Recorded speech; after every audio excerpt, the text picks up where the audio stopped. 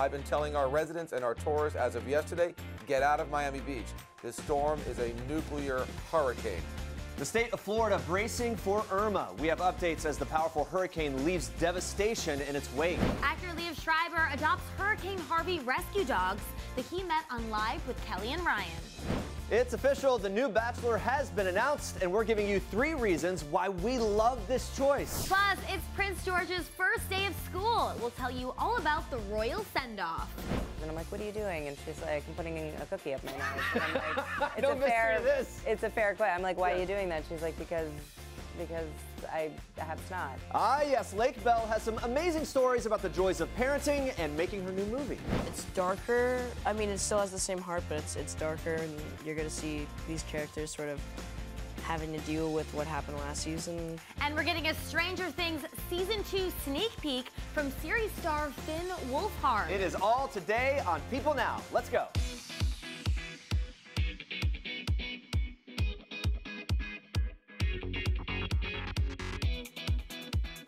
Good morning, Facebook Live and People.com. Welcome to People Now. We've got big news on The Bachelor and on Dancing with the Stars just ahead this morning. So we've got TV on the brain today. In honor of that, we want to know, what TV show are you most looking forward to this fall? It is our Facebook question of the day. Let us know your answers in the comments below. We will get to those live right here on the show in just a bit. But first, here's what you need to know and what's trending today. As Hurricane Irma rampaged across the Atlantic Ocean this week, it slammed directly into the tiny island of Barbuda, and the extent of the damage is now becoming clear. The storm has destroyed 90% of Barbuda's structures and killed at least 1 person on the island, which is home to about 1,600 people. Irma battered the island with 185-mile-per-hour winds around 2 a.m. local time on Wednesday. It's according to Fox News. Prime Minister Gaston Brown of Antigua and Barbuda told ABS TV Radio Antigua that Barbuda is now, quote, barely habitable. He estimated that the cost to repair infrastructures and homes would be no less than $150 million, adding, quote, that is no exaggeration. It is just total devastation. Barbuda is literally a rubble. The Guardian reports the French part of St. Martin has also been, quote, 95% destroyed, and that at least 6 people have died on that island. In Puerto Rico, 965,000 people are without power, and at least 50,000 people are without water as everyone tries to get back on their feet after the storm. Now, meanwhile, Florida is now bracing for Irma's impact, with the storm expected to hit the state overnight, Saturday into Sunday. Miami-Dade County ordered a mandatory evacuation for Thursday morning, with Miami Beach Mayor Philip Levine not mincing his words in an interview with CNN about the storm. Watch this. The county just declared a mandatory evacuation. I've been telling our residents and our tourists as of yesterday, get out of Miami Beach. This storm is a nuclear hurricane. Services will be reduced to next to nothing as this storm comes in. So I hate to say it, but you'd be on your own if you choose to stay in Miami Beach, because we will not put our first responders, their lives in danger while this storm hits. Now, to help with the evacuation, some major airlines are capping prices on their last remaining flights out of Florida. This comes after many people were outraged to see prices skyrocket for flights out of Hurricane Irma's path earlier this week, with some reaching over $3,000. JetBlue said it's offering its remaining seats at reduced fares between $99 and $159, while American has capped the price of its main cabin seats at $99. Delta's cap applies to all seats, even first class, saying it won't charge more than $399 for tickets on all flights to and from Southern Florida and the Caribbean. However, these flights are selling out quickly, and on top of that, American Airlines, which has a major hub in Miami, has already canceled over 2,000 flights in and out of South Florida over the weekend. The company said on Wednesday that they were working to add more flights to get people to safety, and residents in Miami are doing what they can to prepare, with some gas station lines stretching nearly 50 cars long. One woman actually ran out of gas while waiting to get more gas. Watch. I just ran out of gas. I just want to get gas, please. We'll have all the updates on Hurricane Irma as they happen, so stay on People.com for the latest news on the storm's path and all of the effects. Now watch this. Come on out. Everybody say hello to Professor Arie.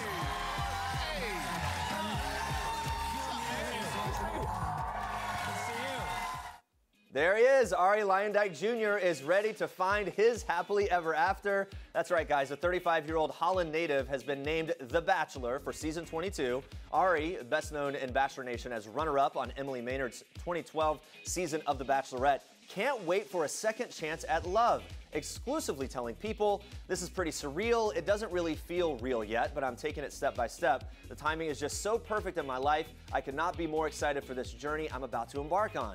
Arie adds that he's not as nervous this time around, revealing, now that I've had some time and distance away from it, it feels like the feeling I had before I went into it the first time. I think sometimes when you're on The Bachelorette and you jump right into being The Bachelor, for me it would have been too soon. This feels more natural. I'm not concerned what people think, I'm just focused on the outcome. I want to find my person and we'll do whatever it takes. Now, throughout the past few weeks, there's been wide speculation on who will be handing out the next batch of roses, with many fingers pointing at one of Rachel Lindsay's suitors, Peter Krause. However, Bachelor creator Mike Fleiss confirmed quite bluntly yesterday morning that Peter would not be in the running, writing, "Unfortunately, Peter probably will not be the Bachelor." He tweeted it out. According to sources, the producers of the show were in full-blown panic mode prior to the announcement, an insider revealing Peter was honestly never their first choice. They're still mad at him because of the whole Rachel situation, but they knew he's who the fans wanted. And the fact that they went to Peter even after they'd initially said they wouldn't, that let Peter know he had a ton of power going into this situation.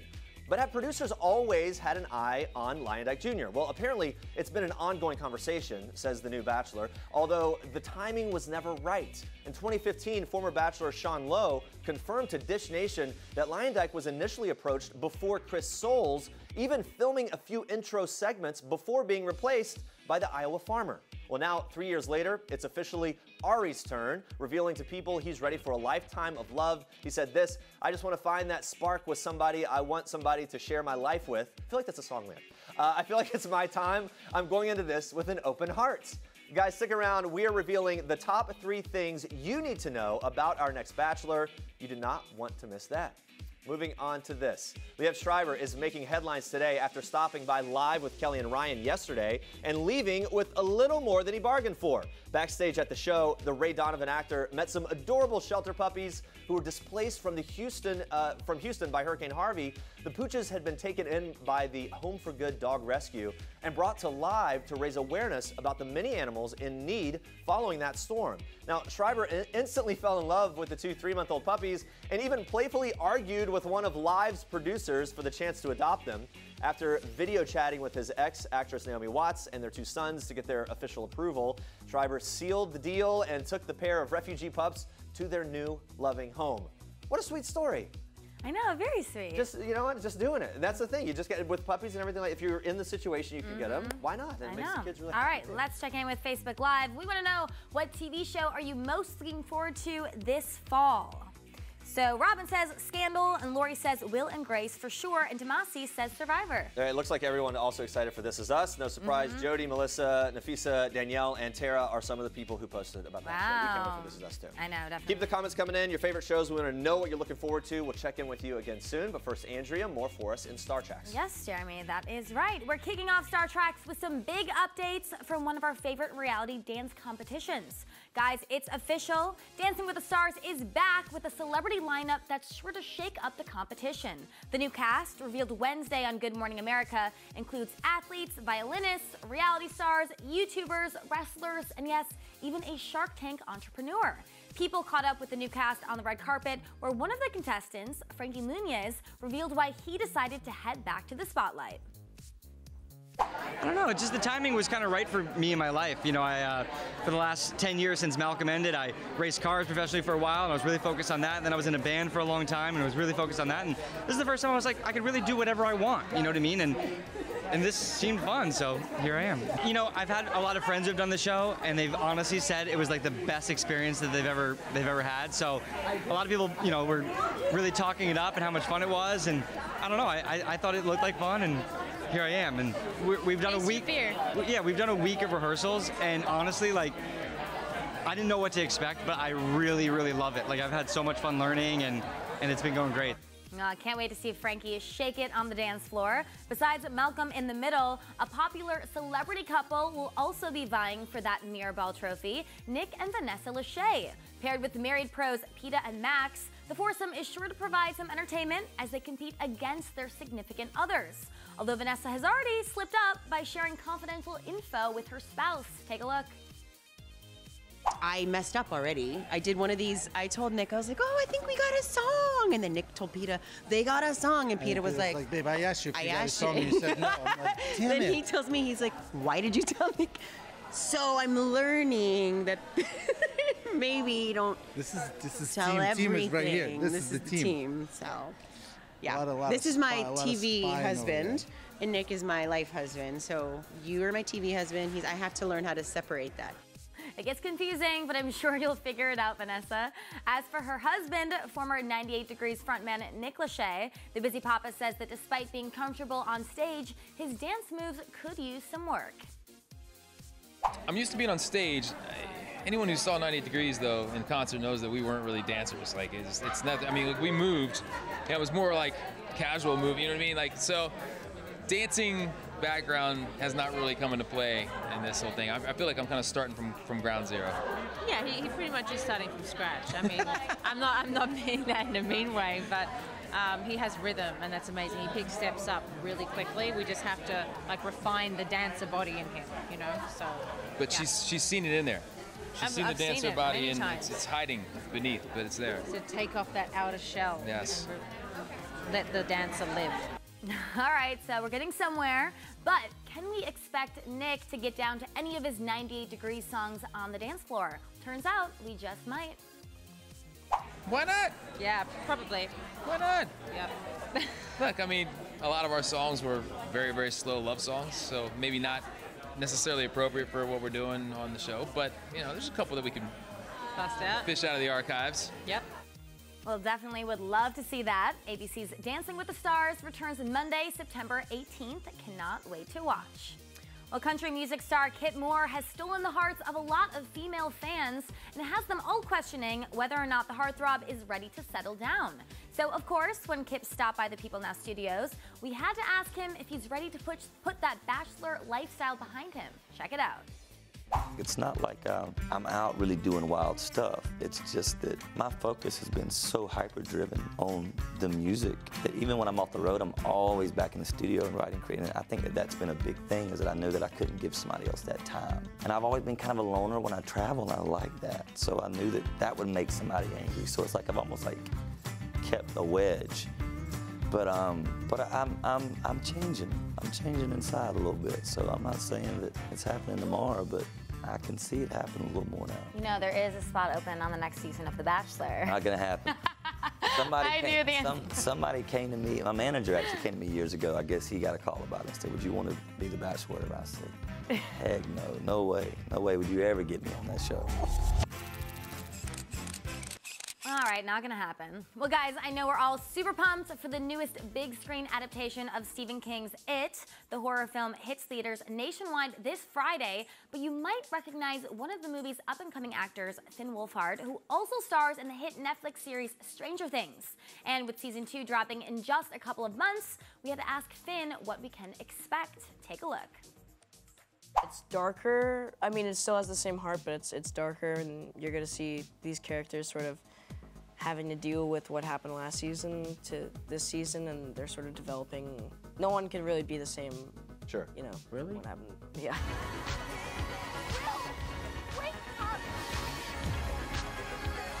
Any new cast members? Yeah, Sadie Sink, who plays our new friend Max from San Diego. She comes into town and sort of becomes our friend group. Can you tell us anything about her or anything about the character? Sure, yeah. I mean, she's this sort of skater punk girl, and Dustin and Lucas end up kind of falling in love with her. And she sort of gets into the group, and I'm not really happy with it because I'm kind of envious because they are in love and I'm not. All right, guys, stay with us. The adorable Prince George arriving at his first day of school today. We have all the updates in our royal record, plus the Guinness World Records title holder for longest fingernails on a pair of female hands sits down with us live. You do not want to miss it. Stick around. This is King Cutie in people. His Royal Highness Prince George Alexander Louis of Cambridge. These are George's parents, George's home, his Nana, the Queen, and his staff of 644 Englishmen. This is George's dog Lupo, who inspired his favorite book, The Adventures of the Royal Dog Lupo, one George will share now that he's a big brother. People. The details make the story. Don't miss this week's People. Guys, we are so excited because joining us live this morning is the Guinness World Records title holder for longest fingernails on a pair of female hands, Ayanna Williams. The official reveal here. Ayanna, show off those puppies to the camera. There we go. My goodness. And with nails that reach a combined length of over 18 feet, Ayanna is one of the many superhumans featured in the Guinness World Records 2018 edition, which is our Toyota People Pick of the day. Unbelievable. These are incredible. So first of all, congratulations. Thank you so much. It's a huge moment for you. What was Yes. your reaction when you got that call that you were a Guinness World Records title holder? Oh my God, I didn't actually get a call. Oh, They just came and made an appointment with me to have my photo shoot. So I said, I guess I made it. I guess that's it. You put the pieces together. Let's break this down a little bit. You've been growing your nails out for about 20 years. Yes. What made you first want to start growing them long and kind of growing them out? Well, my mother was an influence to me. Of course, they were nothing like this, but of course, she at wore first. little short pointed nails, and I loved them, so I just been into nails. But actually, it was a male that convinced me to grow them. Oh, okay. And so tell me this, what was it that, I guess, the reaction from friends and family as they really started to grow? Oh my God, they not surprised at what I do.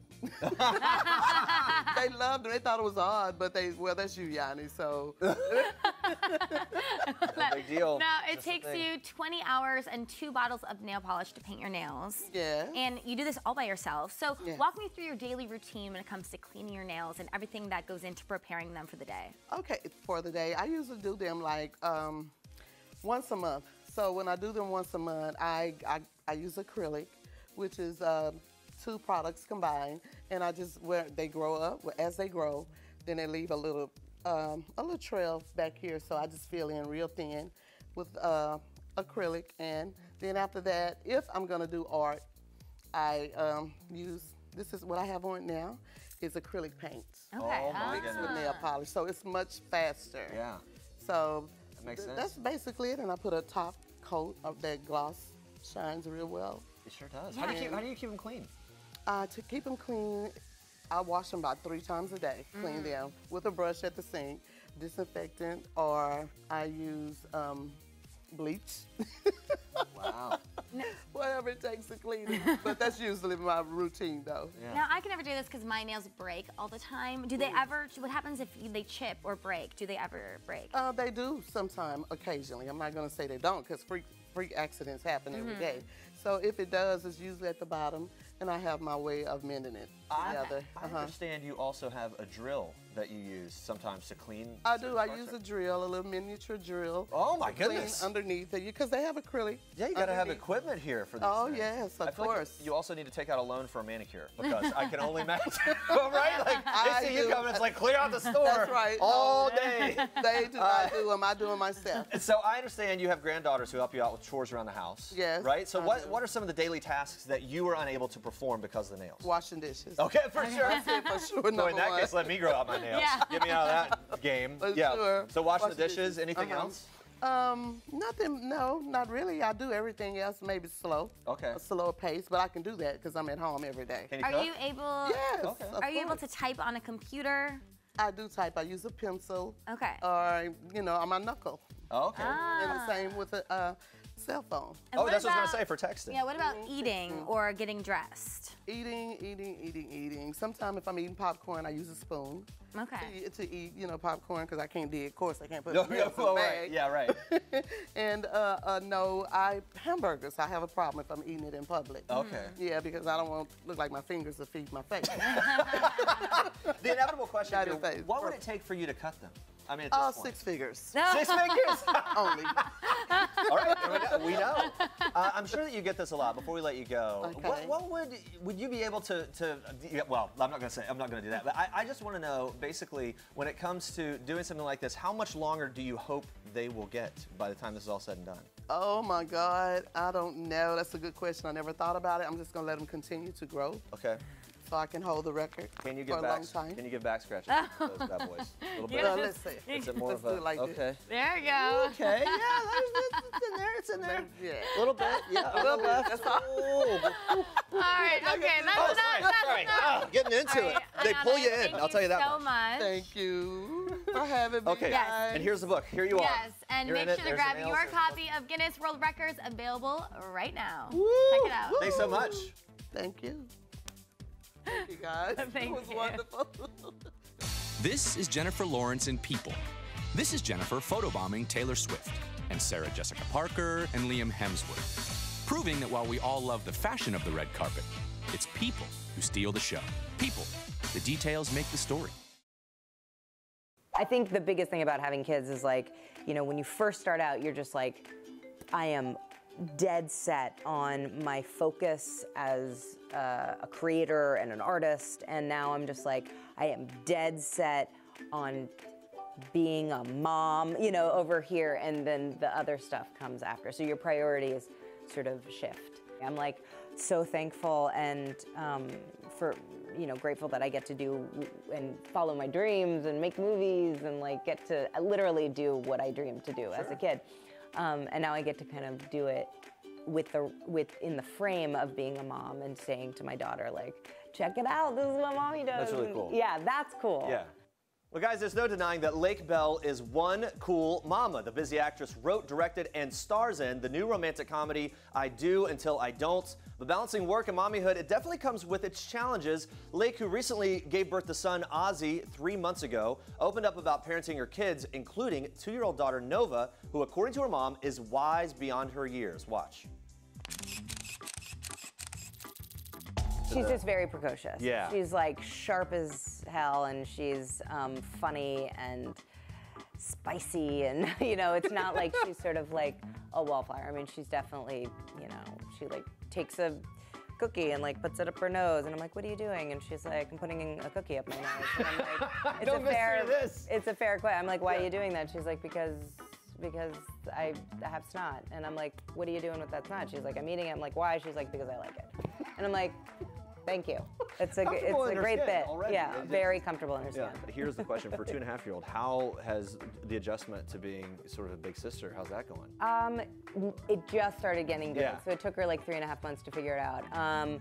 You know, because initially it was like she would just take like a bouncy ball and just throw it at his head, and then it would bounce off, and I'd be like, Nova, could you please not do that? Yeah. And then she'd be like, pick it up and bounce it on his head just again. So I was like, all right, maybe I just won't address it as long as it's not like hurting him. It's just like a soft, you know, Nerf kind of ball. Anyway, so now she's finally in the place where she's like, I'm your sister. And like, if he smiles at her, she's really excited. My girls are into crafts right now. Is your daughter into anything specific? She is super into cars, so she's like her Oh, mom. cool, Yeah. okay. She'll be like Ford, Tesla, Subaru, Chevy. Like she can do that, yeah. Very cool. Yeah, she's really into it. And then she has these like miniature cars. And with my son, she just wanted Ozzy to like not vomit on her car. So that's like her only, that's like kind of where she draws the line. Get the royal cubby ready. That is Prince George on his way to his very first day of school, accompanied by his father, Prince William. His mother, Princess Kate, who just announced she's expecting a third child, unfortunately is not by Prince George's side due to her severe morning sickness. The young future king was welcomed by the head of lower school, Helen Haslam, who then directed him to his reception classroom. Look at them all there.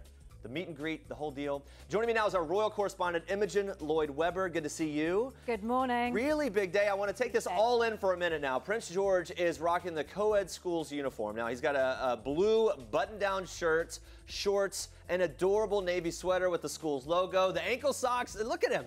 He looks so cute, and he's growing up before our eyes. I feel like we're connected to him, Imogen.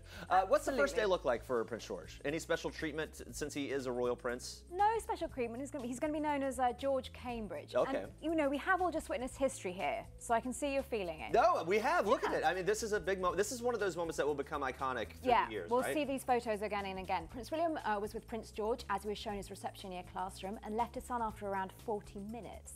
The $23,000 per year London school has around 560 girls and boys, so it's much bigger than what Prince George is used to. Wow. Yeah, he previously went to the West Acre Montessori School deep in the English countryside, which was tiny. Thomas says Battersea sports take up 20% of the curriculum time. There's also a lot of emphasis placed on drama, plus a new music centre, an orchestra, bands and choirs, along with 2 great art studios and 2 pottery rooms with their own kiln. Wow, maybe he'll be doing some pottery. He'll be maybe explore his artistic side. We will find out. Prince George's uncle, Prince Harry, also has a busy day ahead in Ireland, Northern Ireland. Yeah. Prince Harry has arrived there in Northern Ireland to learn about the work of the ambulance service there. Has Prince Harry ever been to Northern Ireland? I understand this is kind of new territory for him. It is, absolutely well done, Jeremy. This is Prince Harry's first time in Northern Ireland. He's meeting some of the staff and crews to learn about their work in the Northern Ireland Ambulance Service. He unveiled a plaque to officially open the station and commemorate his visit while meeting the staff and crews there. Prince Harry will then head to Belfast to visit Cooperation Ireland, a peace-building organisation working to encourage and promote interaction, dialogue and practical collaboration within Northern Ireland and between Northern Ireland and the Republic of Ireland. Wow, lots of work to be done. Lots of work. And then Prince Harry will complete his day in Northern Ireland by attending a garden party at Hillsborough Castle. All right. Busy man. No Meghan Markle. No Meghan Markle, sorry. Royal grandfather Prince Charles is on official duties in Scotland for a couple days this week. Tell us about that and what's going on with him. Busy these roles. Prince Charles and Camilla have been holidaying with the Queen at Balmoral in Scotland recently. However, this week Prince Charles welcomed the Irish President Michael D. Higgins and First Lady of Ireland Sabina Higgins to Scotland at Dumfries House in East Ayrshire. Celebrations are taking place as it's been 10 years since the house was bought by the Prince's Trust and open to the public. The estate now has 24,000 visitors a year, so it's a big deal to the local community. Well done, Prince Charles. It would be very nice to see. Yeah. It seems like a very posh event. Well, you know, they do try these royals. They do it well. Thank you, Imogen. It's Good great to see you. This is Jennifer Aniston, who told people her beauty secret. It's called water. This is Julia Roberts, who confessed her $1 million beauty treatment. It's called sleep. This is Courtney, who escapes to the spa. And Michelle, who swears by good lighting. And this is Beyonce, who woke up like this. These are people's insider trading tips to beauty from the world's most beautiful people. The details make the story. Don't miss this week's People. Alanis Morissette has been very open about her struggles with postpartum depression since the birth of her 2 children. Now, the Canadian-born songstress is getting candid with her, quote, gnarly at-home birth experiences, relating the aftermath to the Texas Chainsaw Massacre. Alanis, who gave birth to daughter Onyx after just 2 contractions, describes the panic scene before her birth, revealing she and husband Mario Soul Eye Treadway helped coach each other through it. Watch this. When he was buckling, I would start coaching him. Don't you know, we shouldn't do that, you know. And then when I was like, ah, he would say, get on all fours, turn around. You know, so we really complementarily helped each other out when the other person was losing it. It's terrifying. But then once we heard her and once, you know, she cried, I pulled her up, she started breastfeeding. I was just like, ah. And then, I mean, it gets gnarlier and gnarlier. I think the words Texas Chainsaw Massacre were used when they walked in. It's pretty gnarly, but you know, it's not meant to be all clean and perfect. We are animals. Well, it's official. The new Bachelor is Arie Luyendyk Jr. Fans of Bachelor Nation will remember Arie as the runner-up on Emily Maynard's season of The Bachelorette in 2012. Now, he was rumored to be top of the list back when Chris Soules became The Bachelor. Now, it's Arie's turn, and we're giving you 3 reasons that he is sure to be a great Bachelor. Number 1. Arie is an auto racing driver, which means he's an adrenaline junkie, and a bachelor who loves to chase a thrill is sure to make for a fun time on the show. He'll push the ladies to escape their comfort zone. We like that. That's a good thing because no one wants to snore through a boring season of The Bachelor. All right, number 2, he knows what he wants in a woman. No one wants an indecisive bachelor. Exhibit A, Peter Krause, of course, who couldn't even decide if he wanted to pop the question to the one and only Rachel Lindsay. Arie tried to find love on Emily's season of The Bachelorette. He was apparently almost the Bachelor before. He's 35. Guys, come on, he wants this. We can rally behind a man on a mission. And number 3, let's just get down to the cold hard facts. We hear Arie is a great kisser. It's true. According to Bachelorette Emily Maynard's blog for People in 2012, and I quote, "Not only is Arie a gorgeous man, but he has a heart of gold and he's a great kisser." Case closed. It's done. We can't wait to get into all the drama and the crazy quest for love with Arie Luyendyk Jr. as our next Bachelor.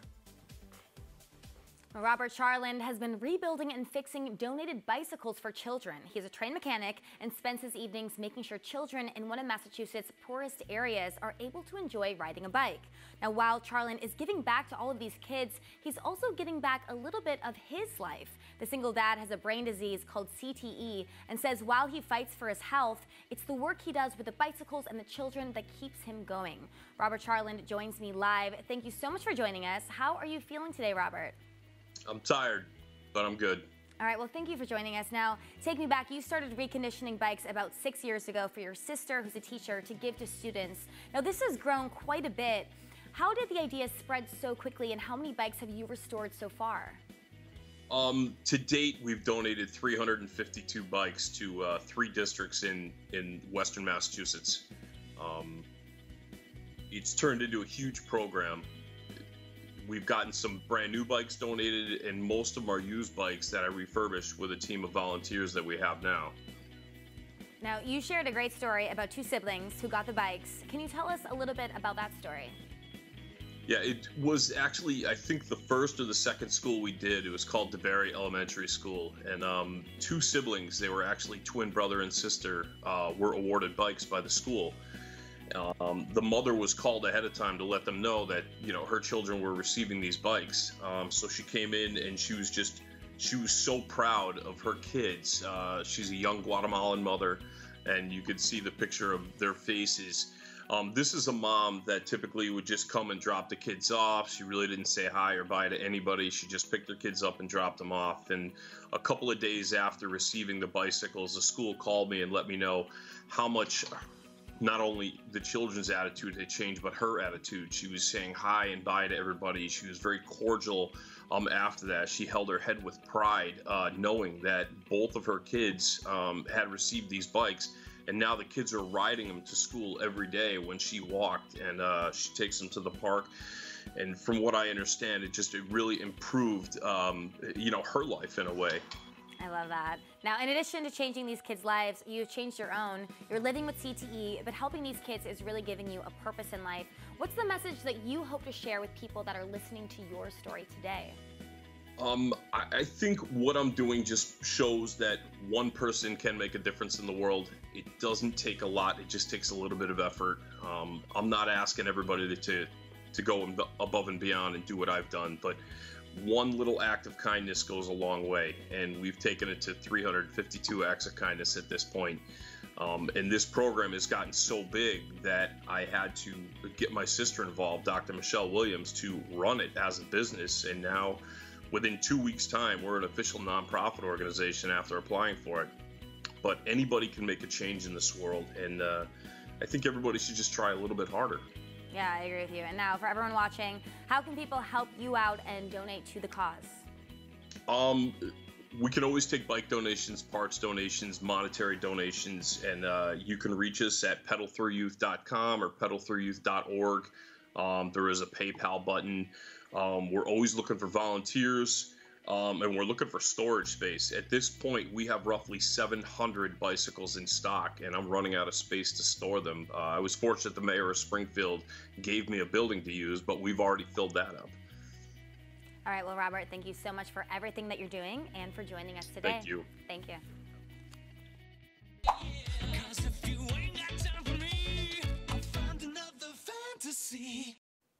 That's George Michael's new remix single, Fantasy, which was just released by Sony Music almost 9 months after the pop icon's death. The track features producer Nile Rodgers, who has been teasing the release on social media. Michael and Rodgers had been working together on the project shortly before he died, and the fun, upbeat dance track was originally intended to be on Michael's 1990 Listen Without Prejudice album, but was ultimately left off. Sadly, Michael never got to hear the finished track before he died. Rodgers calls being asked by Michael to rework one of his songs, quote, one of the greatest honors of my life. He went on to say this: I was in his London living room on December 23rd, 2016. I flew home on the 24th and expected a call from him on the 25th. Instead, I got an alert on my phone that he was found dead. I was devastated. I only hope I've made him proud. Michael, who rose to fame in the band Wham, died at home in England on Christmas Day 2016. During his remarkable career, the legend sold over 100 million records and enjoyed 23 top 10 hits. All right, well, let's check in with Facebook Live. We've been asking you guys what TV show you were most looking forward to this fall. A lot of answers here. Vivian says Criminal Minds. Lisa Marie loves Chicago Fire and Chicago PD. And Julie agreed, says she's also excited to watch Grey's Anatomy. Debbie says Walking Dead. Deanna and Maria are both excited to watch The Voice, which we're pumped for that too. I love that show every season. Kimberly is loving American Horror Story Cult, which I also heard is unbelievable. Just premiered this Super creepy, week. yes. And Tanya says Designated Survivor. So lots of shows here that we're excited for. There you go. Lots of good stuff. Coming up tomorrow, guys, Katherine Schwarzenegger is opening up about that infamous Twitter feud between her father and President Trump. Plus, Kate Bosworth reveals the most surprising thing she has learned about herself after 4 years of marriage. Well, thank you so much for watching. And for now, we leave you with one last thing from country star Joe Nichols. Enjoy. Bye, guys.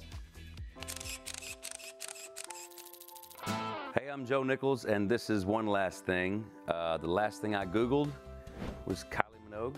The last thing I was watching on the internet that I got kind of caught up into and went down the rabbit hole with was a thing called the Darwin Award winners, which is a string of gifts about people that do amazingly stupid things and weed themselves out of society.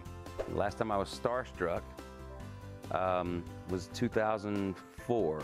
I met Merle Haggard. That's kind of the last time I was starstruck. Last time I laughed so hard I cried was early today. Again, watching the Darwin Award winners.